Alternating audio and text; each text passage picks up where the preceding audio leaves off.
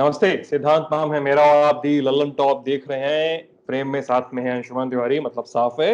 अर्थात का ये एपिसोड शुरू हो गया है। अर्थात हम बहुत सारी चीजों के बारे में बातचीत करते हैं। और सर, कोरोना की वैक्सीन को लेकर जो ट्रायल के परिणाम आए तो काफी ठीक ठाक और काफी आशाजनक परिणाम सुनने में आ रहे हैं अब तो। हाँ, और कई जगह मतलब विदेश में भी ट्रायल के जो परिणाम हैं वो अच्छे हैं। अब चुनौती ये है कि कोरोना के वैक्सीन पे हम लोगों ने अर्थात में बहुत शुरुआत में बात की थी हाँ एक बार मार्च में कि कहाँ किस प्रोसेस में है।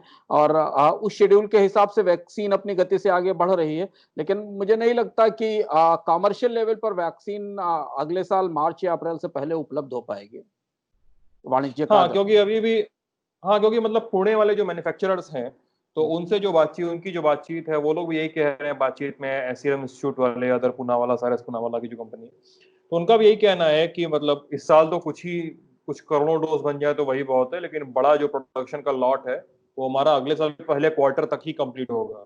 हाँ, और अभी कुछ ट्रायल्स के और लेवल भी होंगे, फिर उसके बाद उसके साइड इफेक्ट्स चेक होंगे, बाद में फिर उनको फार्माकोपिया अप्रूवल्स मिलते हैं, उनमें समय लगता है। और दूसरा एक कि वैक्सीन्स का रिकॉर्ड भी, जैसा हमने पिछले अर्थात में चर्चा भी की थी कि वैक्सीन का रिकॉर्ड बड़ा मिक्स है, मिश्रित है। सफलता और असफलता दोनों है वैक्सीन के खाते में। एकदम।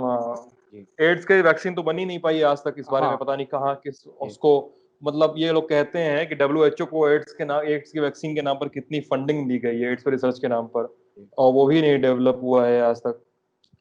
और ICMR था जो 15 अगस्त को लॉन्च कर रहा था वैक्सीन। एक मजेदार पॉइंट ऑफ व्यू ये भी था। हाँ। खैर, आगे बढ़ते हैं। पिछले अंक पे पहले अर्थात ये बात कर लेते हैं, छोटे में समझ उसको याद कर लेते हैं एक बार। पिछला अंक था कि एक पैरेलल महामारी हमारे साथ चल रही। पैरेलल महामारी ये है कि बहुत सारे परिवार जो हैं उनकी न्यूनतम आय जो है वो गिर गई है। मजदूरों के वर्ग पैदा हुए हैं, लोग नए नए नए नए फ्रेमवर्क पे, नए नए पे रेट्स पे काम करने को तैयार हैं। और अर्थात में हम कई मौकों पर पे चेक प्रोटेक्शन की बात करने लगते हैं। कई मौकों पर हमने उठाई है कि पे चेक प्रोटेक्शन सरकार क्यों नहीं देती है, कंपनियों को बेल आउट पैकेज देने के बजाय पे चेक प्रोटेक्शन दे तो चीजें कहीं ज्यादा सुधर सकेंगी। हम लोग ये कई बार बात कर चुके हैं, और शायद देती सरकारें तो चीजें कुछ अलग होती। चीजें अलग नहीं है, चीजें अच्छी नहीं है, ऐसा लग रहा है। आगे बढ़ते हैं सर। इंडिया टुडे हिंदी क्या है इस बार? इस बार का अंक कांग्रेस पर है। कांग्रेस में रह रहकर बिखराव शुरू होता है, और राजस्थान के सिलसिले में सचिन पायलट की का जो विरोध है और जो बगावत है ज्योतिरादित्य सिंधिया के बाद, इस बार हमने कांग्रेस को भीतर जाकर ये समझने की कोशिश की है कि आखिर क्या हुआ है, कांग्रेस को क्यों बिखर रही है कांग्रेस। और उसके राजनीतिक का आयाम तो हमें पता है, लेकिन जो बाहर बैठे हुए लोग हैं, जो जो तटस्थ लोग हैं, जो विशेषज्ञ हैं, जो जो एकेडमिशियंस हैं, जो पॉलिटिकल एक्सपर्ट्स हैं, वो इस ग्रैंड ओल्ड पार्टी को कैसे देख रहे हैं, इसमें क्या होने वाला है, क्या लग रहा है, क्यों हमें कांग्रेस की जरूरत है, और कांग्रेस को क्या होने की जरूरत है, और कांग्रेस में बदलावों की क्या जरूरत है, इस पर केंद्रित इस बार का अंक है। जो कांग्रेस की भीतरी समस्या, जो रॉट है, जो अंदर के बिखराव है, उसे हर तरह से समझने की कोशिश करता है। और इसके साथ इस बार का अंक बेस्ट यूनिवर्सिटी स्पेशल भी है। हालांकि शिक्षा के क्षेत्र में बड़ा डिसरप्शन कोविड के कारण आया है, पढ़ाई लिखाई बंद है, ऑनलाइन पढ़ाई हो रही है, भविष्य को लेकर काफी चिंताएं और आशंकाएं हैं। लेकिन यूनिवर्सिटीज दोबारा अपने आप को नई परिस्थिति में तैयार कर रही हैं। तो इस बार के इशू में हम अपने नियमित इशू का एक हिस्सा भी शामिल कर रहे हैं, जिसमें आपको पता चलेगा कि भारत की सबसे अच्छी यूनिवर्सिटीज कौन है और उनकी रैंकिंग्स क्या है। अच्छा, कांग्रेस वाला अंक मैंने एकदम, इंडिया टुडे हिंदी पूरे उसको अपने राजनीतिक फॉर्म में आ चुका है, इंडिया टुडे मैगजीन, जिसमें हाँ। वो एकदम आर्टिकल्स आते रहते थे। मतलब हम लोग तो पढ़ पढ़ के बड़े हुए हैं उस तरह वाले हाँ। आर्टिकल्स, उस तरह के अंक हो सब। तो आ, हम सब मंदी इस बार का अर्थात है। इस बार के अर्थात का शीर्षक हम सब मंदी इसलिए है, और जैसे आपने शुरुआत में जिक्र किया कि हमने पिछले 3 किश्तों में, जब चीन का की चर्चा हमारे सामने से हटी, और चीन को लेकर जो भी घटनाक्रम था वो थोड़ा नेपथ्य में गया, तो हमने कोविड लॉकडाउन और उसके असर को समझने की कोशिश की अपनी जिंदगी पर, हमारे आसपास हमारी जिंदगी पर। ये इतना अभूतपूर्व लॉकडाउन और ये मंदी और नौकरियों में कमी, इसका क्या असर होने वाला है। तो हमने सबसे पहले इसको गरीबी पर समझने की कोशिश की थी कि पिरामिड के जो सबसे नीचे बैठे हुए लोग हैं, उनकी क्या स्थिति होने वाली है। तो इसलिए एक अंक हमने हमने गरीबी पर बात की थी, और दूसरा अंक हमने बेकारी पर बात की थी कि बेकारी कहाँ होगी। इन चीजों पर हम लॉकडाउन शुरू होते समय एक बार चर्चा कर चुके थे, और एक प्रोजेक्शन इलेक्शन समझने की कोशिश कर रहे थे। और जबकि लॉकडाउन से हम निकलने की कोशिश कर रहे हैं, लॉकडाउन से निकल रहे हैं, कोरोना हमारे ऊपर चढ़ रहा है, कोरोना हमसे ज्यादा बड़ा होता जा रहा है और कोविड को लेकर कोविड का जो प्रकोप और विस्तार है वो ज्यादा भयानक होता जा रहा है। इस पूरी अनिश्चितता के बीच में आज का अंक और आज की चर्चा हमारी इस बात पर केंद्रित है जो हम और आप हैं, यानी मध्य वर्ग है। और भारत का जो मध्य वर्ग है वो कोविड लॉकडाउन के बाद कहां खड़ा है? वो मिडिल क्लास जिसकी चर्चा हम हमेशा कभी कभी हाशियों पर सुनते हैं, चुनावी चर्चाओं में सुनते हैं, पर वो मिडिल क्लास है क्या और उसे इससे कहां पहुंचाया है और कोविड लॉकडाउन के बाद क्या हुआ, क्या होने वाला, इस पर हम चर्चा करते हैं। और इसे हम यहां से शुरू करते हैं। ये सवाल आप भी अपने आप से पूछ सकते हैं, सिद्धांत हम भी अपने आप से पूछ सकते हैं, जो हमारे दर्शक हैं वो भी अपने आप से सवाल पूछ सकते हैं कि क्या आप किसी ऐसी कंपनी में निवेश करना चाहेंगे या किसी ऐसी कंपनी में रोजगार या जॉब लेना चाहेंगे जिसकी कमाई लगातार घट रही हो, जिसका के काम करने की लागत बढ़ती जा रही हो, उस पर कर्ज का बोझ भारी होता जा रहा हो और उसकी बचत टूट रही हो? स्वाभाविक सी बात है, सरप्लस सरप्लस घट रहा हो, डेट डेट बढ़ रहा हो उस पर। हाँ, स्वाभाविक से अगर उसकी कमाई घट रही है, उसकी बचत टूट रही है, उस पर कर्ज बढ़ रहा है और उसकी जिंदगी जीने की, काम करने की लागत बढ़ रही है, तो ऐसी कंपनी में ना तो आप पैसा लगाना चाहेंगे, ना तो निवेश करना चाहेंगे और शायद उसमें नौकरी भी करना नहीं चाहेंगे, क्योंकि उसकी बैलेंस शीट देखने के बाद आपको समझ में आ जाएगा कि ये कंपनी ज्यादा दिनों तक सर्वाइव नहीं करेगी। गौर से देखिए आप अपनी तरफ, हम सब लोग वैसी कंपनी हो चुके हैं। भारत का मध्य वर्ग, भारत के जो 15-16 करोड़ परिवार हैं, वे ऐसी ही कंपनियों में बदल चुके हैं जिनकी जिनकी कमाई घट रही है, कर्ज का बोझ बढ़ रहा है, बचत टूट रही है और महंगाई के कारण लागत बढ़ रही है। और अगर आप इस मध्य वर्ग का हिस्सा हैं, जो कि होंगे ही, अधिकांश लोग भारत में इस मिडिल क्लास का हिस्सा हैं, चाहे आप मिडिल क्लास के नीचे पूंछ की तरफ हो या मिडिल क्लास के मुंह की तरफ हो या उच्च मध्यम वर्ग हो या मध्य मध्यम एकदम वर्ग एकदम। हो या निम्न मध्यम वर्ग हो, आप वही वही होंगे होंगे तो कोविड का लॉकडाउन भारत के मिडिल क्लास की और भारत के मिडिल क्लास के कारण भारतीय अर्थव्यवस्था की का पूरा स्वरूप कैसे बदल देगा, इसे जानना हमारे लिए जरूरी है। और इसलिए हमारे लिए जानना जरूरी है क्योंकि हम मध्य में बैठे हैं। हम एक तरफ सरकार को टैक्स दे रहे हैं, जिस टैक्स से सरकार वो सारा तथाकथित वेलफेयर स्टेट चलाती है जो इलाज नहीं दे पाता या दवाएं नहीं दे पाता, और दूसरी तरफ हम परोक्ष रूप से निचले तबकों को, निचले हिस्सों को, जिनकी बात हमने पिछली 2 किश्तों में की थी, उनके लिए काम पैदा करते हैं, उन्हें रोजगार देते हैं। जैसे मैंने आपसे कहा था कि एक मिडिल क्लास फैमिली 5 लोगों के जॉब्स को सपोर्ट करती है। हाँ, एक मध्यवर्गीय परिवार 5 छोटे छोटे परिवारों को चलाता है, उनकी जीविका को सपोर्ट करता है। आपका ड्राइवर, आपके घर काम करने वाली मेड, आपके पास का सब्जी वाला, आपके पास का ग्रोसरी स्टोर, ये उस एक मिडिल क्लास परिवार के साथ चलते हैं। तो ये जो मिडिल क्लास है, ये भारत का इंजन है, यही टर्बो है, यही वो जीवनी शक्ति है, यही वो ऊर्जा का स्रोत है जिस पर भारतीय अर्थव्यवस्था अभी तक चलती रही। और हम 1% 2% की विकास दर जो 1991 में थी, वहां से 14 गुना अपना जीडीपी बढ़ाकर यहां तक ले आए और एक दौर में हम 8 से 8.5% की विकास दर पर आ गए। गौर से अगर आप देखें और भारत के मिडिल क्लास की अगर कोई तस्वीर बनाने की कोशिश करें और उस तस्वीर को किसी आईने के सामने रखें, तो उसकी प्रतिछाया में आपको भारत का जीडीपी ही दिखाई देगा। भारत का मिडिल क्लास दरअसल भारत का जीडीपी है और भारत के वही जीडीपी स्टीयर कर रहा है सारा कुछ। हाँ, और भारत के जीडीपी की जो स्थिति है वही भारत के मिडिल क्लास की स्थिति है। भारत के जीडीपी में आमतौर पे करीब 60% हिस्सा ऐसा है जो हमारे आपके खर्च पर आधारित है। हम जो खर्च करते हैं, हम जो खरीदते हैं, चाहे हम आटा दाल चावल साबुन तेल मंजन खरीद रहे हो, या हम फिल्म की टिकटें खरीदते हो, ओटीटी प्लेटफॉर्म का सब्सक्रिप्शन खरीदते हो, या हम कपड़े खरीदते हो, या हम ट्रैवल करते हो, या हम होटल में रुकते हो। 2012 में ये 56% था, जो बढ़ते बढ़ते 60% के आसपास आ गया है। 2019-20 में क्या हुआ कोविड से पहले, क्योंकि हमें कोविड के पहले देखना पड़ेगा। जैसे ने पिछली बार कहा था कि हमारी सामूहिक मेमोरी पर, याददाश्त पर असर हुआ है और हमसे कहा जाएगा कि हम प्री कोविड लेवल के ऊपर पहुंच गए। तो कोविड से पहले मध्य वर्ग की स्थिति क्या थी और कोविड के बाद मध्य वर्ग की स्थिति क्या होगी, इन 2 तरह से हमें नापना पड़ेगा। 2019-20 में, यानी कोविड हिट करने से पहले, सिद्धांत, भारत में आम लोगों का खर्च बढ़ने की दर घटकर 5.3% पर आ गई, जो 2018 में 7% और उससे पिछले वर्षों में 9% के आसपास थी। यानी जब हम कोविड में प्रवेश कर रहे थे तभी हमें मंदी पकड़ चुकी थी, तो हम जितना खर्च कर रहे थे उतना खर्च नहीं कर रहे थे। इसका सीधा उदाहरण यह है कि पिछले साल दिवाली के पहले से भारत में कारों की बिक्री गिरने लगी, बाइक की बिक्री गिरने लगी, तब तो कहीं कोविड नहीं था सामने। मकानों की बिक्री उसके और 6 महीने 1 साल पहले से गिरने लगी। उसके बाद देश की बाकी बड़ी एफएमसीजी कंपनियों ने, जो बड़ी एफएमसीजी कंपनियों थी, उनकी सेल्स में भी गिरावट आने लगी। तब तक एफएमसीजी कंपनियों ने और ऑटोमोबाइल कंपनियों ने खुलकर प्रोटेस्ट भी किया था, बोला भी था। हाँ, कि उनकी निर्मला सीतारमण ने मिलेनियल्स वाला एक बयान दिया हाँ, था कि कार की बिक्री नहीं हो रही। तो ये सब काम कोविड से पहले हो गया था, वायरस आने से पहले ये हो गया था। यानी हम बड़ा आंकड़ा पकड़ें कि 2019 में हमारे खर्च की, जो खर्च जिसके बेस पर हम जीडीपी रन करते हैं, 60% जीडीपी हमारी आपकी जेब से निकलता है, उसमें उसके बढ़ने की दर 5.3% पर आ गई, जो उससे 2-3 साल पहले 9% के आसपास रहती थी। अब ये जो 15 करोड़ मध्यवर्गीय परिवार है, एक परिवार में अगर आप 4 या 5 लोग मान लें, औसतन सदस्यों की संख्या 4 से 5 मान लें, तो ये 15 करोड़ मध्यवर्गीय परिवार, अगर 15 करोड़ कंपनियां हैं, अगर इन्हें हम 15 करोड़ कंपनियां मान लें, तो इनकी बैलेंस शीट समझते हैं। आइए इनकी बैलेंस शीट देखते हैं कि इनकी बैलेंस शीट में वस्तुतः है क्या, और क्यों ये ऐसी कंपनियां हैं जिन पर कोई दांव नहीं लगाना चाहेगा या जिनमें कोई निवेश नहीं करना चाहेगा। कोविड से पहले ही इनकी बैलेंस शीट में, इनके हिसाब किताब में, बैलेंस शीट आपके घर की भी होगी, मेरे घर की भी होगी, हालांकि हम वैसे नहीं बनाते होंगे जैसे कोई कंपनी बनाती, पर होती वैसी ही है। इधर से इनकम होती है, उधर से खर्च होता है, इधर से कर्ज होता है, कंटिजेंसी होती है, बचत से पैसा निकाला जाता है। यही तरीका है जैसे कोई कंपनी चलती है, घर चलता है, लेकिन हम वैसे नहीं बनाते हैं।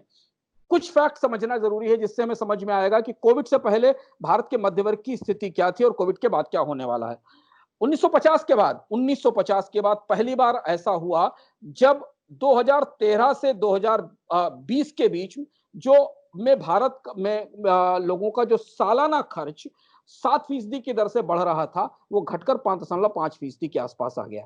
यानी हम करीब 7% पिछले 7 सालों में 7% से 5.5% पर आ गए। यानी अगर आप 100 रुपए कमाते थे और उसमें से करीब 7 रुपए या 8 रुपए खर्च करते थे, तो आप 5 रुपए आपने खर्च करना कम कर दिया। तो वो जो 2.5 रुपए का खर्च कम किया आपने वो खर्च अर्थव्यवस्था पर मंदी के तौर पर सामने आया। इसलिए हम कोविड से पहले ही 4-4.5% की विकास दर में आ गए थे। दूसरा महत्वपूर्ण काम हुआ कि जब लोगों की इनकम गिरी, क्योंकि ये कमी थी आय बढ़ने से, तो बचत घटी और कर्ज में बढ़ोतरी हुई।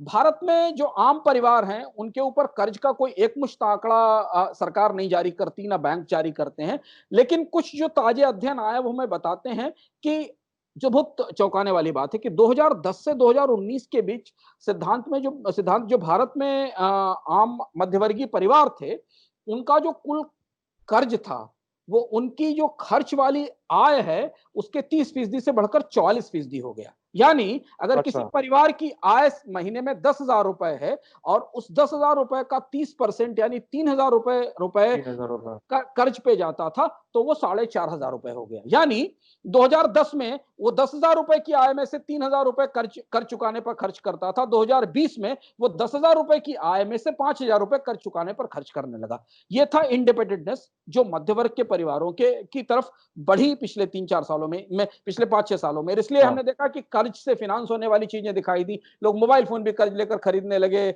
घर के कर्ज का एक बहुत बड़ा मार्केट ओपन हो गया ना, कई कंपनियां कर्ज देने के लिए दौड़ तो पड़ी। आपको ये पूरा जो स्मॉल फाइनेंस कंपनियां आई थी, जो एनबीएफसीज आई थी, वो आपको मोबाइल फोन के लिए भी कर्ज दे रही थी, आप टीवी फ्रिज खरीदने जा रहे थे तो भी कर्ज दे रहे थे, आप अगर ट्रैवल करने जाते थे तो उसमें भी किस्त बंधवा लेते थे, उसकी भी कर्ज हो जाता था, विदेश जाने के नाम घूमने के लिए भी कर्ज लेने लगे थे। और इसका नतीजा ये हुआ कि इनकम में ग्रोथ तो गिरी, लेकिन उसके साथ कर्ज की ग्रोथ बढ़ी। अच्छा, आय में कमी के कारण जब इनकम लगातार गिरी, इनकम तो नहीं बढ़ी 2010 के बाद, तो जो जितना भी अतिरिक्त आय लोगों को मिल रही थी या बढ़ रही थी, उसका एक बड़ा हिस्सा कर्ज को चुकाने में जाने लगा। 2013 के आसपास, 2013 और 2019 के बीच भारत में जितनी खर्च योग्य आय थी, उसका करीब 20% हिस्सा बचत के तौर पर इस्तेमाल होता था। जैसे अगर 10,000 रुपए आप कमाते थे तो उसमें से 2,000 रुपए बचाते थे, पर 2020 में आते आते 2019-20 में आते आते आप अपनी 10,000 रुपए की कमाई में से केवल 1,000 रुपए बचाने लगे। 2,000 की जगह 10% से 15% की बचत हो गई। यानी जो जितना पैसा आपकी इनकम से बचत में जाता था उतना ही पैसा आपको का कर्ज चुकाने में जाने लगा। कर्ज चुकाने में जाने लगा। तो ये जो पूरी बैलेंस शीट थी, इस बैलेंस शीट में जो इनकम और खर्च का बैलेंस था उसमें कर्ज ने हिस्सा ले लिया, और जो बचत आप करते थे, चाहे वो बैंक में बचत करते थे या म्यूचुअल फंड में पैसा लगाते थे या स्मॉल सेविंग्स स्कीम में पैसा लगाते थे, वो बचत काट कर आपने अपने खर्चों की तरफ बढ़ा दी, जो खर्चे कर्ज के जरिए पूरे किए जा रहे थे। जैसे कि क्रेडिट कार्ड के आप हफ्ते में 2 बार रेस्टोरेंट में खाना खाने लगे और क्रेडिट कार्ड स्वाइप किया वहां पर, और क्रेडिट कार्ड का इसका बिल आपने पे किया। इसका कुल नतीजा यह हुआ कि कोविड के ठीक पहले, जब कोविड आया मार्च में हमारे सामने, हमें हिट किया, उस समय मध्यवर्गीय परिवारों की जो 1 साल की बचत उनका पूरा कर्ज चुकाने के लिए पर्याप्त थी, वो 10 साल में, पिछले 10 सालों में, मतलब 1 दशक पहले मध्यवर्गीय परिवार जो थे उनकी 1 साल की जो बचत उनकी कर्ज चुकाने के लिए पर्याप्त थी, उसकी तुलना में 2019 में उनकी जो 1 साल की बचत थी, कर्ज उसका दोगुना हो गया। जैसे 1 साल में अगर एक परिवार 2 लाख रुपए बचाता था और उससे वो पूरा कर्ज चुका सकता था, नतीजा यह हुआ कि 2019 में वो 2 ही लाख रुपए बचा रहा था, पर उस पर कर्ज 4 लाख रुपए हो गया था। कर्ज 4 लाख रुपए हो गया था। तो ये जो कंपनियां थी छोटी-छोटी, ये जो 15 करोड़ छोटी कंपनियां थी, कोविड से पहले इनकी कमर वैसे टूट चुकी थी, कर्ज का बोझ था इनके ऊपर बचत टूट रही थी, इनकम गिर रही थी, और इसके साथ महंगाई ने, जो इस बीच में महंगाई आई, उसने जिंदगी जीने की लागत बढ़ा दी। शिकागो यूनिवर्सिटी और सीएमआई का एक स्टडी भी हाल में ही आई है, जिसने कोविड लॉकडाउन का जो असर हुआ है लोगों की जिंदगी पर, उनकी कमाई पर, उसके बारे में कुछ आंकड़ा दिया है, और उसने बताया है कि भारत में 84% परिवार ऐसे हैं जिनकी आय में कमी आई है। 84% परिवार, इसमें छोटे 84% जिनके लॉकडाउन के दौरान जिनकी इनकम में कमी आई है, वो आप भी देख सकते हैं। मतलब ये मध्यवर्ग है कि ये मध्यवर्ग, निम्न वर्ग, सबको मिला लें तो 84% लोग हैं। दूसरी इंपॉर्टेंट चीज ये दिखाई देती है कि बैंक बचतों पर रिटर्न, जो पिछले साल जनवरी में 7% और 8% के ऊपर था, घटकर 6% तो 5.5% पर आ गया। कोविड लॉकडाउन के दौरान ही आपके एफडी के ऊपर रेट 4 बार गिरा है, यानी आपकी बचत पर रिटर्न लगातार कम होता जा रहा है। और जो आर्थिक सुरक्षा का जो है फ्यूचर को, उसको लेकर आशंका बढ़ रही है। इसलिए आप देखिए कि एक तरफ शेयर बाजार बढ़ रहा है, दूसरी तरफ लोग म्यूचुअल फंड से पैसा निकाल रहे हैं। लोगों ने इक्विटी म्यूचुअल फंड में बड़े पैमाने पर बिकवाली की है। पहली बार एएमएफआई ने हमें बताया इस आंकड़े में कि पिछले 3 महीने के दौरान जो एसआईपी रिन्यूअल्स थे, जो एसआईपी का इन्वेस्टमेंट था, उसमें रिकॉर्ड गिरावट आई। यानी लोगों ने अपनी एसआईपी किस्तें नहीं चुकाई, उनकी एसआईपी किस्तें टूट गई। अब आप देखिए कोविड के बाद क्या होने वाला है। कोविड के बाद हम आते हैं, कोविड के बाद जो हमें दिखता है सिद्धांत, तो इससे समझ में आ रहा है कि कोविड के असर से भारतीय मध्यवर्ग जो है, उसका पूरा फाइनेंशियल बिहेवियर, उसका पूरा वित्तीय व्यवहार पूरी तरह बदल जाने वाला है। यानी ये जो मध्यवर्ग जो 2019 दिसंबर तक खुल के मस्त होके खर्च करता था, चीजें खरीदता था, थोड़ी बहुत कमी आई थी क्योंकि गिरावट थी, पर उसे फ्यूचर को लेकर इतना ज्यादा रिस्क नहीं था। उसको लगता था इकोनॉमी मंदी से निकलेगी तो हमारी कमाई बढ़ना शुरू हो जाएगी, लेकिन वैसा नहीं हुआ। अब उसके वित्तीय व्यवहारों में क्या परिवर्तन होगा, इसे समझना जरूरी है। आने वाले समय में हम और आप उसका हिस्सा है। भारत में मंदी को खत्म करने के लिए कम से कम 6 से 7% की ग्रोथ रेट चाहिए। 6 से 7% की चाहिए सालाना। 6 से 7% की तब आप मंदी को खत्म करने की बात कहेंगे। अभी हमारे पास जो आंकड़े आ रहे हैं वो ये मंदी को खत्म करने का, सरप्लस में जाने का नहीं है अभी। सरप्लस, मंदी को खत्म करने के लिए अभी हमारे पास जो आंकड़े आ रहे हैं वो बता रहे हैं कि हम 0 से 6 से 7% नीचे रहेंगे, यानी ग्रोथ रेट हो गई 12%। 6% तो आप 6 सीढ़ी तो आप नीचे उतर चुके हैं, वहां से 6 सीढ़ियां ऊपर चढ़ेंगे तब आप बराबर पर आएंगे, फिर वहां से 6 सीढ़ियां और ऊपर चढ़ेंगे तब आप मंदी से निकल पाएंगे। तब आप उस स्थिति में 12% गेन करना पड़ेगा इस समय आपको। मतलब आपको 12% गेन करना पड़ेगा। तो आप जब वहां से चढ़कर इतनी सीढ़ियां चढ़कर आएंगे तब आप उस स्थिति में पहुंचेंगे जिस स्थिति में भारतीय अर्थव्यवस्था पिछले साल मंदी में जाने से पहले थी, यानी जनवरी 2019 के आसपास की बात है, जनवरी 2019 के आसपास की बात है। अगर आप ये माने कि भारतीय अर्थव्यवस्था को मिनिमम 5.5 से 6% की आर्थिक विकास दर भी चाहिए, जो कि न्यूनतम है। इससे गरीबी दूर नहीं होने वाली, इससे भारत दुनिया की सबसे तेज भागने वाली अर्थव्यवस्था नहीं मिलने वाला, भारत में 75 लाख रोजगार नहीं बनने वाले। 6% ग्रोथ से ये सब कुछ नहीं होने वाला, लेकिन 6% ग्रोथ से आप मंदी से निकलकर बराबर मैदान पर आकर खड़े हो जाएंगे। ग्रोथ तो इसके बाद है, ग्रोथ तो 9-10% के लंबे लेवल पर है।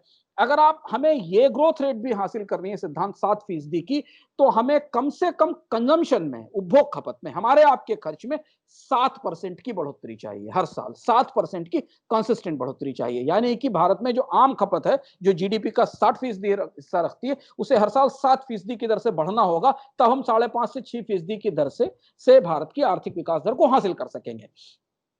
ये नहीं बढ़ने वाली है अगले 3 से 4 साल में किसी भी तरह से। उसकी वजह यह है कि हमारी आपकी खर्च योग्य आय, जो एक्सपेंस वाली इनकम है, उसमें किसी बढ़ोतरी की उम्मीद नहीं है। देखिए, देश भर की सारी कंपनियों ने 25 से 40% सैलरीज काट दी हैं, करीब करीब 30 से 40% स्टाफ कट कर दिया है। जो बचत थी उस पर रिटर्न गिर चुका है, कर्ज लेने की स्थिति बची नहीं है, और जो जिन सेक्टर से इनकम बढ़ने की संभावना है वहां से नहीं है। तो ये मानकर चलिए कि आने वाले समय में भारत में कंजम्पशन की ग्रोथ रेट अपने सबसे सुनहरे और अच्छे दिनों को तो छोड़ दीजिए, 9% 10% हुआ करती थी, 5% और 4% पर पहुंचने के लिए भी आपकी इनकम में हर साल 5 से 6% की बढ़ोतरी चाहिए कम से कम। और महंगाई घटाने के बाद तो 3% रह जाती है। अगर आप महंगाई को जोड़ दें और 7% या 6% की महंगाई है, तो आपको एक्चुअली इनकम में 12% की ग्रोथ रेट चाहिए। अगर आपकी कमाई हर साल 12 से 14% के रेट से नहीं बढ़ेगी, तो महंगाई तो आपकी जिंदगी जीने की लागत बढ़ा ही दे रही है। जब आप यहां से निकलते हैं तो आपको ग्रोसरी स्टोर पर सामान महंगा मिलता है, आप यहां से निकलते हैं तो आपको सर्विसेज की कॉस्ट महंगी होती है, बिजली की दरें सब जगह बढ़ चुकी हैं। तो उस कॉस्ट को एडजस्ट करने के बाद, जितनी कॉस्ट इन्फ्लेशन है उसको एडजस्ट करने के बाद जो बचत है वही आपकी कमाई है, और वो कमाई कितनी बढ़ेगी इस पर निर्भर करेगा। तो भारतीय परिवारों के खर्च के औसतन 3 हिस्से होते हैं सिद्धांत। भारत के परिवार के लोगों के खर्च के 3 हिस्से हैं। पहला बेहद जरूरी खर्च है, जो हर व्यक्ति जिसके बिना नहीं रह सकता, जिसमें सामान्य बेसिक ग्रोसरी है जो कि आपके सर्वाइवल के लिए जरूरी है, सामान्य बेसिक दवाएं हैं, थोड़ी बहुत रोजमर्रा का जीवन जो है आपका, थोड़ी बहुत बेसिक सुविधाएं हैं, जिसमें कि बिजली है, पानी है, आप किस आय के किस स्तर पर हैं उस हिसाब से आपके यहाँ पंखा है या एसी है, ये बेसिक सुविधाएं हैं। आने जाने के लिए आप पब्लिक कन्वेंस का इस्तेमाल करते हैं या स्कूटर बाइक का इस्तेमाल करते हैं, ये बेसिक हिस्सा है। दूसरा लेवल सुविधाओं का आता है, कंफर्ट का आता है। दूसरा खर्च का स्तर कंफर्ट का है, जहां आप अपनी बेसिक जरूरतें पूरी करने के बाद थोड़ा कंफर्ट जुटाते हैं कि चलिए आपने एक कमरे में एसी लगवा लिया, 2 कमरों में एसी लगवा लिया, आपके पास बाइक से चलते थे, आपने एक छोटी कार खरीद ली, यानी आप कंफर्ट के लेवल पर पहुंच गए। तो जैसे जैसे आप कंफर्ट के लेवल पर बढ़ते हैं, वैसे वैसे कर्ज आपके पास आ जाता है, क्योंकि कंफर्ट कर्ज के बिना भारत में आता नहीं है। हम इसके ऊपर एक बार बात कर चुके हैं, 2 सपनों की कहानी पे। आपको याद होगा कि भारत के 2 ही सपने हैं, कार और मकान, जिसमें पूरी जिंदगी आदमी फंसा रहता है। तो जैसे ही आप बेसिक, और उसके लिए कंपनियां दौड़ा के लोन देती हैं, आपको दौड़ा के लोन देती हैं, और उन पे ही सरकार सबसे ज्यादा टैक्स भी लगाती है, आपकी कार पर और आपके मकान पर सबसे ज्यादा टैक्स भी लगाती है। तो जैसे ही हम बेसिक से कंफर्ट की तरफ बढ़ते हैं, तो कंफर्ट क्या है? कंफर्ट ये कि हमको हमारा अपना घर होना चाहिए, हम किराए के मकान में क्यों रहें। तो जैसे ही आप घर की तरफ बढ़ते हैं, वैसे ही कर्ज आपके जीवन में आ जाता है कि बगैर कर्ज के आप घर नहीं ले सकते। अगर आप बाइक से कार की तरफ ग्रेजुएट करना चाहते हैं, तो वहां कर्ज बीच में आ जाता है। तो वो जो कंफर्ट का लेवल है, वो बगैर कर्ज के पूरा नहीं होता सामान्य 14 करोड़ मध्यवर्गीय परिवारों में। और तीसरा जो स्तर है वो लग्जरी है, या वो हॉबी, वो जो चीजें हैं, जैसे जो आप अपने शौक के लिए पूरा करते हैं। एक बड़ा दिलचस्प आंकड़ा हमारे हाथ लगा, सरकार के ही आंकड़ों से जो एनएसएसओ के आंकड़े होते हैं, उन्हें जब भीतर से खंगालने की कोशिश करें, तो आप जानेंगे कि पिछले 5 साल में भारत में ज्यादातर खर्च जो बढ़ा था वो तीसरे लेवल पर बढ़ा था, यानी शौक पर ज्यादा खर्च बढ़ा था। शौक पर 17% की बढ़ोतरी हमने देखी यात्रा में, मनोरंजन में, परिवहन में और होटल पर 17% की ग्रोथ बढ़ी। और ये ग्रोथ आपको भारत के जीडीपी आंकड़े में इन सर्विसेज में दिखाई देती है। ये ग्रोथ आपको इन कंपनियों की बढ़ोतरी में दिखाई देती है। भारत में एयरलाइंस 3 से 5 हो गई। हर शहर में एक 3 star 4 star 2-3 3 star 4 star hotel निकल कर आ गए। रेस्टोरेंट्स की लाइन लग गई। ये वो खर्च था जो आपकी नेसेसिटी और कंफर्ट के बियॉन्ड जाकर आप अपने शौक के लिए खर्च करते हैं। इसमें कुछ पैसा आप अपनी सरप्लस इनकम का डालते हैं और कुछ कर्ज से लेते हैं। तो कर्ज इसमें क्रेडिट कार्ड के थ्रू आपने लिया, या मान लीजिए साल भर में आप फैमिली को लेकर एक छोटे से फॉरेन डेस्टिनेशन पर ट्रैवल के लिए चले गए, से मालदीव्स या श्रीलंका, और उसको आपने कर्ज पर फिनांस करा लिया आपने क्रेडिट कार्ड के ऊपर और आपकी किस्तें बन गई और किस्तें आने लगी, या आपने मोबाइल फोन बदल लिया, या आपने अपना अपना लैपटॉप बदल लिया, तो इन चीजों पर जो खर्च था वो पिछले 17 साल में बढ़ा बढ़ा। और जबकि जो जरूरी चीजें थी और जो सुविधा वाली चीजें थी उन पर खर्च बढ़ने की दर 10% रही। यानी लोगों ने अपनी जिंदगी के खर्च का ढांचा बदला था और उन चीजों पर खर्च करना शुरू किया था जिनसे वो एक्सपीरियंस गेन करते हैं, जिनसे उनको अच्छे तजुर्बे मिलते हैं, अच्छा अच्छा फील होता है, they feel good when they go to the restaurant and have some good food. इस पर खर्च किया था। अब कोविड के बाद ये पूरी प्रक्रिया सर के बल उलटकर खड़ी हो जाएगी। कोविड के बाद जितना भी खर्च लिमिटेड होगा वो वापस जरूरी सुविधाओं पे और बेसिक सुविधाओं की तरफ रहेगा, क्योंकि इनकम में कमी है, बचत में कमी है, कर्ज लेने की क्षमता नहीं बची है। तो वो जो क्षेत्र हैं आगे वाले, इसीलिए जब हम होटल वालों से बात करते हैं तो कहते हैं कि साहब देश के बड़े पैमाने पर 3 और 4 स्टार होटल दोबारा अपना बिजनेस शुरू नहीं कर पाएंगे। देश की 30-40% से 50% तक रेस्टोरेंट में दोबारा काम शुरू नहीं हो पाएगा। थिएटर कब खुलेंगे हमें पता ही नहीं है किसी भी तरह से एंटरटेनमेंट की दृष्टि से। फ्लाइट्स जो है वो सरकार यह मान रही है कि नवंबर दिसंबर तक फ्लाइट्स अपनी 30% 35% कैपेसिटी पे चल पाएंगी। इंडिगो ने अपने कर्मचारी निकालना शुरू कर दिया है। तो ये जो एयर इंडिया की भी बात आ ही रही थी। हाँ, तो ये जो हिस्से हैं जो हमारे खर्च में सिद्धांत पहले सबसे तेजी से फास्ट मूव कर रहे थे, सबसे ज्यादा हम उन पर खर्च करने की कोशिश कर रहे थे कि हम हर 2 साल में एक मोबाइल फोन बदल देते थे। हम अगर 2 बेडरूम के घर में रहते थे तो 5-6-7 साल बाद हम कर चुकाकर किसी तरह से 3 बेडरूम का या 4 बेडरूम का हाउस लेने की कोशिश करते थे।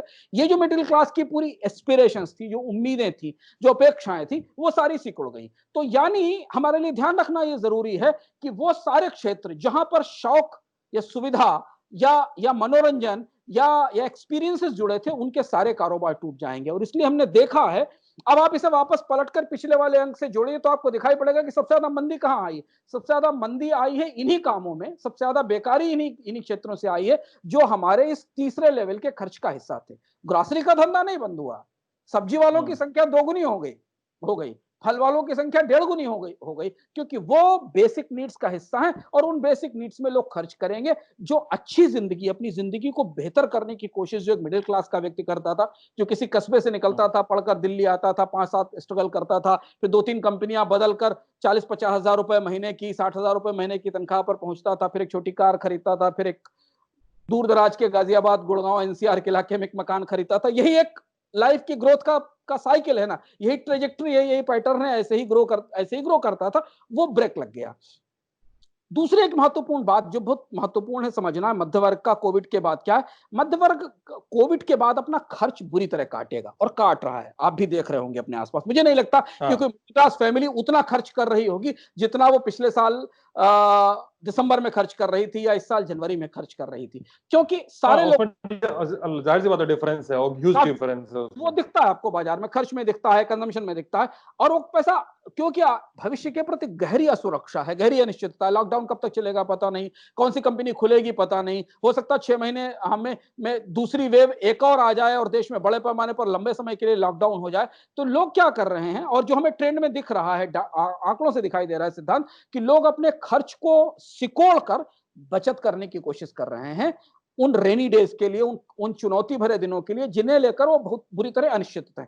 भविष्य 6 महीने बाद कहां होगा, कौन सा बैंक बचेगा, क्या होने वाला, हमें कुछ नहीं पता है। कितनी कंपनियां बचेंगी, क्या होने वाला, किसके दरवाजे तक कोरोना पहुंच जाएगा, इसकी हमें कोई जानकारी नहीं। तो ज्यादातर लोग अब अपने खर्च को सीमित कर रहे हैं और कोशिश कर रहे हैं कि जहां से भी हो सके उन्हें बचत बढ़ा ली जाए। और इसलिए आप देखेंगे कि पिछले 5 साल में भारत में बैंकों के रिटेल कर्ज की बढ़ोतरी की रफ्तार जो है वो 17% रही, लेकिन अब पिछले 3 महीनों में केवल 2% की बढ़ोतरी। यानी पिछले 3-4 महीनों में इतनी कोशिश के बाद, जबकि भारत में कर्ज पर ब्याज दरें न्यूनतम है, कोई मकान का कर्ज या कार का कर्ज लेने नहीं जा रहा है, क्योंकि उसे अपने भविष्य की गारंटी नहीं कि उसकी नौकरी रहेगी कि नहीं रहेगी। जब उसे पता रहे कि अगले 15 साल तक उसके पास उसकी तनख्वाह आती रहेगी और तनख्वाह में बढ़ोतरी होती रहेगी, तब वो कर्ज पे करने के लिए कोई चीज कर्ज पर लेगा। क्योंकि सारे मिडिल क्लास परिवार है ना, उनके सारे कसबल ढीले हो चुके हैं, चारों तरफ से खुल गए। तो अब वो कोई भी ऐसी स्पेंडिंग नहीं करेगा जो क्रेडिट फिनांस्ड हो, बल्कि जो जरूरी खर्च है उनके अलावा बाकी खर्चों को रोक कर वो पैसा बचत की तरफ ले जाने की कोशिश करेगा, चाहे वो बैंक में रखे, चाहे वो SIP में लगाए, चाहे वो स्मॉल सेविंग स्कीम में लगाए, उसको समझ में नहीं आता है कि साल भर बाद 2 साल बाद क्या हो जाए, पता नहीं है, अनिश्चितता का दौर है। तो ये पूरा जो मिडिल क्लास है ना, सिद्धांत 99 के फेर में है। उसकी खपत, हाँ, उसकी खपत पे जीडीपी निर्भर है और जीडीपी की बढ़त पर उसके भविष्य का दारोमदार है। तो ये एक विशेष साइकिल है। हम अगर खर्च करेंगे तो जीडीपी बढ़ेगा, और जब जीडीपी बढ़ेगा तब हमारी इनकम बढ़ेगी, तब हम खर्च करेंगे। तो ये विशेष साइकिल है। जब हाँ, वो एकदम रेसिप्रोकल रिलेशन है, एक बढ़ेगा तो दूसरा ही बढ़ेगा। हाँ, वो एकदम अगर हम वैसे खर्च ही बढ़ना है। हम खर्च करेंगे तो मांग बढ़ेगी, मांग बढ़ेगी तो निवेश बढ़ेगा, निवेश बढ़ेगा तो हमारे पास हमारी तनख्वाह बढ़ेगी। और तो कई अर्थात में हमने डिस्कशन किया भी है कि कैसे डिमांड और सप्लाई का जो हम लोग तो डिपेंडेंट है इस समय। ये जो विशेष साइकिल है, इंडिया का जो 14-15 करोड़ परिवार है मिडिल क्लास के, वो इसमें फंस चुके हैं। इसलिए इस समय जरूरी ये है कि जो मंदी आपके सामने खड़ी हुई है इसे नकारने के बजाय, शुतुरमुर्ग बनकर रेत में सर झुका लेने के बजाय इसे नकारिए मत। ये मत सोचिए, किसी खाम ख्याली में मत रहिए कि कोई जादू होने वाला है और अगले 6 महीने में, 7 महीने में सब कुछ चीजें सामान्य हो जाएंगी और आपकी कटी हुई तनख्वाह भी वापस लौट आएगी और आपकी नौकरी भी वापस लौट आएगी। ऐसा कुछ होने वाला नहीं है। बेहतर होगा कि अपनी बैलेंस शीट संभालिए, समझने की कोशिश करिए कि आपकी बैलेंस शीट में फ्यूचर के लिए कितनी दम बची है, किसी अनसर्टेनिटी के लिए। निवेश के लिए उन कामों और उन रोजगारों पे निगाह जमाइए जहां आप खर्च करने वाले हैं, वहां मत जमाइए जहां आपको बताया जा रहा है। जहां आप खर्च करने वाले हैं वही कारोबार आने वाले समय में बढ़ेगा, क्योंकि आप और हम, या ये पूरा जो मिडिल क्लास है, यही जीडीपी है। हमें ध्यान रखना पड़ेगा कि भारत का पूरा आर्थिक विकास पिछले 25 साल में सिर्फ इस मिडिल क्लास ने गढ़ा है, जो बहुत छोटा था 1991 में, जो आज काफी बड़े लेवल के ऊपर लगभग भारत आबादी में 16-17 करोड़ परिवारों के आसपास पहुंच चुका है। मंदी और बदहाली इसी से निकल रही है, इसी मध्य वर्ग से निकल रही है, हमारे आप से ही निकल रही है, और हम ही आपको इसे भुगतना भी है। यानी हम दोनों तरफ से है, हम ही इसको पैदा भी करेंगे और यही हमारे हाथ से निकलेगी। सरकार के पास फिलहाल इस मिडिल क्लास को सीधे तौर पर देने के लिए तो एक टैक्स की रियायत तक नहीं है फिलहाल इस परिस्थिति में, कि सरकार आपके हाथ में कुछ एक्स्ट्रा पैसा रख सके जिससे आप बचत महसूस कर सके। इसलिए मिडिल क्लास के लिए आने वाले समय में चुनौती, इसलिए मैंने इसे कहा कि हम सब मंदी हैं, मंदी कहीं दूर से नहीं आई, ये मंदी हमारी सबकी है और हम ही सब इसमें हैं। बेहतर होगा कि अपनी बैलेंस शीट देखिए, बैठिए, अपनी बैलेंस शीट समझने की कोशिश करिए। आप एक कंपनी है, आपका भविष्य क्या है, और उस हिसाब से अपने खर्च, बचत, निवेश की तुलना करिए। ये मत सोचिए कि कल कोई चमत्कार होगा। अच्छा, लोग सर ये भी पूछते हैं ना बहुत कि क्या एक किसी आंदोलन की तरह या किसी एक कॉमन कॉल की तरह मध्य वर्ग या देश का बड़ा हिस्सा क्या डिमांड नहीं जनरेट कर सकता? किस तरह, एक लेमैन किस्म का सवाल है, लेकिन फिर भी उनका सोचना जाहिर है। जब हम इतनी डिमांड और सप्लाई के चेन की बात करते हैं तो उनका सोचना है क्या डिमांड को किसी तरह से इस फ्रेम पे रखा नहीं सकता कि हाँ ये डिमांड है और आप ओपन कीजिए मार्केट को फिर से? देखिए, ये चीज हम पहले भी चर्चा कर चुके हैं और आज भी हमने इस बात पे कहा कि भारत की अर्थव्यवस्था दुनिया की अर्थव्यवस्थाओं से इसलिए अलग है कि भारत में जितनी भी डिमांड है उसमें से 60% डिमांड तो हमारे कंजम्पशन से आती है। सरकार तो टोटल एक्सपेंडिचर में 15-16% की हिस्सेदार है। तो जो लोग कहते हैं कि 20 लाख करोड़ के आत्मनिर्भर पैकेज से भारतीय अर्थव्यवस्था की मंदी दूर हो जाएगी, वो समझ ही नहीं पाते कि भारतीय अर्थव्यवस्था की मंदी तो हमारे आपके खर्च से दूर होगी, और हमारे आपके खर्च तब बढ़ेंगे जब हमारी आपकी आय बढ़ेगी, और हमारी आपकी आय तब बढ़ेगी तो या तो सरकार हमें वेतन, हमें पेचेक प्रोटेक्शन दे, या कंपनियों से ये कहे कि वो हमें पेचेक प्रोटेक्शन दे, या भारतीय अर्थव्यवस्था में ग्रोथ आए, बढ़ोतरी आए। तो सरकारें हमेशा डिमांड मैनेज करना और डिमांड को पुश करना सरकारों के लिए बहुत मुश्किल होता है। सप्लाई साइड की जरूरतें तो पूरी हो गई, आपने बैंकों से कह दिया जाओ कर्ज दो, पर कर्ज लेने कौन जाएगा? जिस कंपनी ने कर्ज लेने की कोशिश भी की, उसने अगर अपनी फैक्ट्री दोबारा खोलने की कोशिश की तो हर हफ्ते में 2 दिन उसकी फैक्ट्री बंद हो जाती है। उसे ये भी पता नहीं कि 3 दिन बंद रहेगी कि 4 दिन बंद रहेगी। उसे ये भी पता नहीं है कि वो किस कंटेनमेंट जोन में सामान लेके जा पाएगा कि नहीं जाएगा। तो जब जो आपका प्रोड्यूसर क्लास है जब वही कंफ्यूज्ड है और वही जॉब देता है तो कंज्यूमर क्लास की तो समस्या आप समझ ही सकते हैं। तो भारतीय अर्थव्यवस्था दुनिया में कभी, और मैं बार-बार कहता हूं ये बात, पहले भी मैंने, भारतीय अर्थव्यवस्था की विकास दर भारत के लोगों की विकास दर है। हमारे पास कोई बड़ी तकनीक नहीं थी, हमारे पास बड़ी पूंजी नहीं थी। हमारे यहाँ निवेश क्यों आया, हम इतनी ज्यादा ग्रो क्यों किए? क्योंकि हमारे पास इतने सारे लोग थे, इतनी बड़ी आबादी थी जो खर्च करती थी, खपत करती थी। अगर एक हाथ दूसरे हाथ को भी फीड करता था तब भी 5% 6% की ग्रोथ आती थी। तो वो साइकिल टूट गया, वो साइकिल इस मिडिल क्लास ने तैयार किया था। हाँ, मतलब सच में ये हास्यास्पद स्थिति है और बार बार पेचेक प्रोटेक्शन की बात हो रही है और सरकार एक फरमान जारी करती है कि आप लोन दीजिए। और सही बात है कि लोन लेने के लिए क्या क्या रखें हम, लोन लेने के लिए किस चीज के लिए लोन लें। बहरहाल आगे बढ़ते हैं सर, सवाल वाल कुछ हैं दो तीन लोगों के। एक पीयूष हैं, पूछ रहे हैं कि हम जब चाइना से पहले, कोरोना के पहले चाइना से इन्वेस्टमेंट हम पा रहे थे, तो हमारी उस समय की इकोनॉमी में इतना पॉजिटिव साइन क्यों नहीं, तब भी क्यों नहीं रिफ्लेक्ट हो रहा था? नहीं, देखिए, एक तो मेजर जो स्लो डाउन आया वो कोरोना के बाद आया, क्योंकि कोरोना में डिमांड सारी चीजों की खत्म हो गई, जब हाँ। फैक्ट्रीज बंद हो गई, कंजम्पशन खत्म हो गया। चाइना से जो इन्वेस्टमेंट आ रहा था वो तो अभी भी आ रहा है, वो तो अभी भी मौजूद है। चाइना के साथ जो राइवलरी हुई उसके कारण कोई पेटीएम से अलीबाबा ने अपना पैसा नहीं निकाल लिया, केवल कुछ एप्लीकेशंस बंद कर दिए गए, लेकिन चाइना का इन्वेस्टमेंट तो आज भी मौजूद है। और अगर आप ध्यान से देखो तो पिछले 3-4 साल में भारत की जो डिजिटल इकोनॉमी है वो तो चाइना के इन्वेस्टमेंट पर ही रन कर रही थी। जो ग्रोथ हमें दिखाई दे रही थी, पेटीएम को हर साल जो लॉस होता था वो कहां से रिकवर होता था? वो अलीबाबा के इन्वेस्टमेंट से रिकवर होता था। तो वो तो रिफ्लेक्ट लेकिन कर। सर अब हाँ, हाँ लेकिन सर आज मैंने इंडियन एक्सप्रेस में, 24 जुलाई है आज जब हम रिकॉर्ड कर रहे हैं शो, तो इंडियन एक्सप्रेस में मैंने एक रिपोर्ट पढ़ी है आज कि कैसे बिडिंग से धीरे धीरे चाइना को ये शायद कैसे स्ट्रेटेजिकली रूल आउट कर रहे हैं। ये ये भी आपने जो एक्सप्रेस में रिपोर्ट आई ये है। भी आपने ये भी आपने दिलचस्प सवाल पूछा, इस पे मैं ट्वीट भी करने वाला था। इसी पर हमने आपसे चर्चा की थी चाइना में कि ये सारे नियम हाँ 2014 से पहले मौजूद थे भारत में। जिसे हम हाँ बता हाँ। रहे हैं ये सारे नियम 2014 से पहले मौजूद थे कि चीन से, पाकिस्तान से, बांग्लादेश से आने वाली कंपनियों का सिक्योरिटी क्लियरेंस होगा, सिक्योरिटी ऑडिट होगा, उन्हें मंजूरी मिलेगी तब वो आएंगी। इन्हीं पर हमने बात की थी एक पूरे पूरे कार्यक्रम में कि हाँ, कैसे कैसे सही भारत से। है। तो ये तो रीइंस्टेट किया गया। सवाल तो कि उनको हटाया क्यों गया था? हाँ, सवाल है हटाया क्यों इन्हें गया? रिलैक्स क्यों किया गया था? इन्हें रिलैक्स करने के पीछे वजह क्या थी? तो ये सारी चीजें तो मुझे लगता है जो कंपनी इतना बड़ा बिजनेस कर रही है क्या वो रजिस्ट्रेशन नहीं करा पाएगी या वो क्लियरेंस नहीं करा पाएगी? ये सारी चीजें कहना तो केवल नैरेटिव बिल्ड करना, ये बताना है कि नहीं हम कुछ कोशिश कर रहे हैं। चीन की कंपनियां जब भारत में इतना बड़ा इन्वेस्टमेंट कर रही तो वो जाके डिपार्टमेंट ऑफ इंडस्ट्रियल डेवलपमेंट के पास जाके रजिस्ट्रेशन भी करा लेंगी और वहां से अप्रूवल भी ले लेंगी। आपके सामने अगर $1 बिलियन लेकर कोई खड़ा है आपकी इकोनॉमी में पैसा डालने के लिए, तो आप उसको 20 तरीके के अप्रूवल दे देंगे। मुद्दा ये नहीं है, मुद्दा ये पहले से था। मुद्दा ये है कि भारत की डिजिटल इकोनॉमी में भारत के लोगों का खर्च तो हो रहा था, भारत के लोग इकोनॉमी में, उस डिजिटल इकोनॉमी में खर्च तो कर रहे थे, पर निवेश तो वहीं से आ रहा था। तो पीयूष जी को ये समझना चाहिए कि जो इन्वेस्टमेंट हुआ था वो डिजिटल इकोनॉमी में रिफ्लेक्ट कर रहा था, तभी तो हमारे सामने इतने बड़े बड़े ब्रांड्स आ गए। बिग बाजार, ग्रोफर्स, गाना, पेटीएम, ये उसी पैसे से बने हुए ब्रांड थे। बूम है एकदम अचानक से इन सब जगहों का। अगला सवाल है अभिषेक प्रकाश का। पूछ रहे हैं कि सर अपने पिछले किसी एपिसोड में आपने कहा था कि लेबर रिफॉर्म जरूरी है इंडिया में और लेबर लॉ को इंडस्ट्री फ्रेंडली होने की जरूरत है, और जब इंडस्ट्री को अपर एज है और इसमें फ्लेक्सिबिलिटी हो सकती है। अब फिर हम ये, हाँ ये कह रहे हैं, सॉरी मैं गलत पढ़ गया था sir. In one of your last episode you mentioned that labour reforms are required in India and labour laws need to be more industry friendly. और अब पिछले एपिसोड में आप कह रहे हैं कि industry are having an upper edge and can have flexibility in its labour and employ policy, और आप कह रहे हैं कि ये एक अच्छा साइन नहीं है, ये कॉन्ट्रडिक्टरी नहीं है? नहीं, मैंने जो पिछली बार कहा था उसका मतलब ये था कि इंडिया का लेबर मार्केट क्राइसिस में है।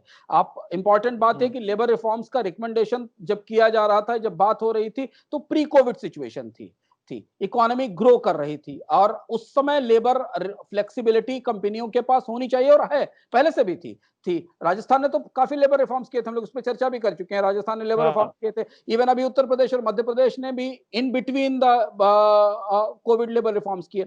लेकिन दोनों चीजें अलग अलग हैं। लेबर रिफॉर्म्स और जॉब सिक्योरिटी दोनों चीजें एक दूसरे के का विरोधी नहीं है, एक दूसरे के साथ है। लेबर रिफॉर्म्स का मतलब यह है कि कंपनियों पे कोई इस बात के लिए फोर्स ना किया जाए कि वो जबरन किसी को काम पर रखें। अगर उनके पास डिमांड नहीं है तो अभी भी नहीं रखती हैं।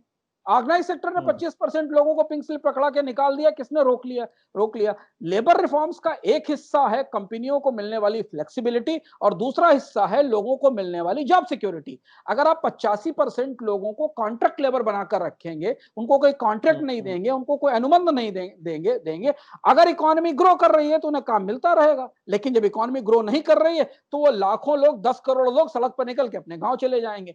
तो हमें उन परिस्थितियों को समझना पड़ता है। वो रिफॉर्म्स हमेशा किसी भी परिस्थिति के संदर्भ में देखे जाते हैं। भारत में लेबर रिफॉर्म्स का जो नया डायमेंशन है वो अनएम्प्लॉयमेंट को भी टैकल करे और कंपनियों को फ्रीडम भी दे उसके लिए। और हम तो ऐसे कंट्री हैं जहां पर अभी सर्विसेज की शॉर्टेज है, प्रोडक्ट की शॉर्टेज है। हम कोई सरप्लस प्रोडक्शन वाली कम इकोनॉमी नहीं हो गए जहां हम अपनी जरूरत से ज्यादा पैदा करते हो। तो हमारे पास तो बड़े लेबर्स को कंज्यूम करने की क्षमता है, बहुत सारे लेबर्स को खपाने की क्षमता है अगर हम ग्लोबली पावरफुल बनना चाहते हैं। तो India has no shortage of opportunities in terms of providing jobs. But problem है कि जो पॉलिसीज है ना, वो पॉलिसीज इतनी इतनी ज्यादा डिसबैलेंस्ड और डिसोरिएंटेड है कि वो क्राइसिस पैदा करती है। और सर एक मेरा सवाल है, मतलब बिहार की बाढ़, असम की बाढ़, ये एक बड़ी खबरें हैं। बिहार की बाढ़, मतलब हम अभी जैसे शूट करने के पहले भी जब हम फोन पे अभी कॉल पे बात कर रहे थे, तो बाढ़ तो इनएविटेबल है, ठीक है। मैं बनारस से आता हूं तो बनारस में बाढ़ आती ही है। और प्रोफेसर वेद मिश्र जी थे जो संकट मोचन फाउंडेशन के थे, तो वो कहते थे कि बाढ़ मतलब होता है कि नदियां अपना प्राकृतिक आकार लेती। लेकिन जब हम बाढ़ की बात करते हैं और बिहार के संदर्भ में देखें, तो पटना जैसे शहर में 75 जगह पानी लगा हुआ है, सड़क सड़क पे पानी लगा हुआ है। मतलब गंगा नदी बहुत दूर है, सड़क पे पानी लगा हुआ है। मतलब मेरा सवाल मानसून के मैनेजमेंट को लेकर है, जो हम बात कर रहे थे इसके पहले, कि क्या है इंडिया के मानसून मैनेजमेंट की पॉलिसी कि वो इतनी ज्यादा फ्लॉड है कि लगभग लगभग हर उत्तर भारतीय और आप केरल में ले लीजिए, महाराष्ट्र में लीजिए, कई जगहों पर, उत्तर भारत में क्यों सिमटा रहा है, कई जगहों पर भयानक बाढ़ आती है, असम में भी ले लीजिए। क्या है मानसून पॉलिसी, क्या इतनी फ्लॉड है क्या? सिद्धांत, फ्लड जो है ना, बाढ़, वो एक डिफरेंट फिनोमेना है। और अर्बन एरियाज में वाटर लॉगिंग और अर्बन एरियाज का थोड़ी सी बारिश में डूब जाना एक डिफरेंट फिनोमेना है। ऑब्वियसली। बाढ़ पूरी दुनिया में आती है, दुनिया के बड़े बड़े शहर बाढ़ में डूबते हैं क्योंकि एक सर्टेन लिमिट के बाद कोई भी सिस्टम बाढ़ के पानी को रोक नहीं सकता। अब आप इस बहस को अगर ले जा क्लाइमेट चेंज से जोड़ना चाहें कि क्लाउड बस्ट होते हैं, एवरेज रेनफॉल एक एरिया में कम समय में बहुत ज्यादा हो जाता है, तो वो एक दूसरी डिबेट है। इसे रोकने की कोशिश की भी जाती है, लेकिन एक निर्धारित सीमा के बाद आप उफनती नदियों को नहीं रोक सकते। लेकिन हाँ, अगर आपकी टेक्नोलॉजी, आपके पास सिस्टम्स अच्छे हैं, तो आप बाढ़ को फोरकास्ट कर सकते हैं, नुकसान बचा सकते हैं, लोगों को बाढ़ के जो अफेक्टेड एरियाज हैं, जो फ्लड प्लेन्स हैं, वहां से बाहर निकाल कर दूर ले जा सकते हैं, जैसा कि हम तूफानों के दौर में या हम साइक्लोन के दौर में करते हैं और बचा लेते हैं। बाढ़ के संदर्भ में हम उतना ज्यादा ध्यान नहीं देते क्योंकि हमने बाढ़ को नियति मान लिया है। दुनिया के देशों ने उतना ही पावरफुल फोरकास्टिंग सिस्टम डेवलप किया है फ्लड को लेकर, इंटरनल फ्लड को लेकर, जितना पावरफुल फोरकास्टिंग सिस्टम साइक्लोन को लेकर है। हमने साइक्लोन को लेकर फोरकास्टिंग सिस्टम डेवलप किया, भारत में 2 साइक्लोन अभी हाल में ही आए, हमने कम से कम नुकसान झेला। लेकिन हम बाढ़ के संदर्भ में इसलिए नहीं कर सके क्योंकि बाढ़ का मैनेजमेंट भारत में केंद्र सरकार करती है, राज्य सरकार करती है, यही तय नहीं होता, दोनों आपस में लड़ते रहते हैं।